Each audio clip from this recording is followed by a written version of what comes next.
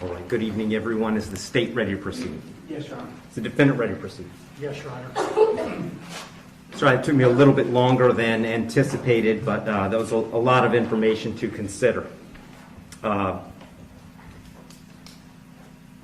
me just start by saying that as multiple people have observed, this is a particularly difficult case because there's really nothing that the court can do that's capable of fixing the harm that has been caused to the victims in this case. So that being said, I've got to start with the law. I'm bound by the law, and the law gives me a guideline for how to analyze an appropriate sentence in this case. So I want to start with the Camacho case. It's really the first thing I need to address is whether or not the court's going to depart from the minimum in this case, which is 222 months or approximately 18 and a half years in the Florida State Prison as a minimum.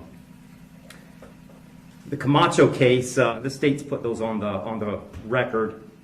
I won't elaborate on it too much other than to say I think that the difference, the age of majority for Mr. Heyrin is one of those. But mostly I just think that the facts are different as between those two defendants. And so I don't believe that the facts in this case support that as a departure basis, because I believe that a disparity in sentence between Mr. Barano and Mr. Heyrin is appropriate in this case. As Mr. Fitzgibbons pointed out and argued, lays out really a three-factor test. Is there a valid legal basis for departure? Is there competent substantial evidence that the facts support an application? Or do the facts apply to the departure basis that is being asserted?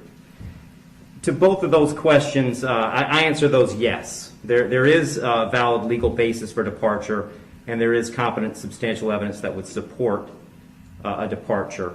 And really, I'd find that as to all of the departure bases argued, with the exception of the disparity argument. I'll just comment on that one for a moment. The defendant has argued that an available basis for departure is the disparity between the guidelines and the sentence that Mr. Barano got. I don't agree with that. I agree that disparity could potentially be an available legal basis for departure. But in this case, I don't think it applies, because I do think that there are important substantive differences between the facts as applied to Mr. Barano and the facts as applied to Mr. Heyrin.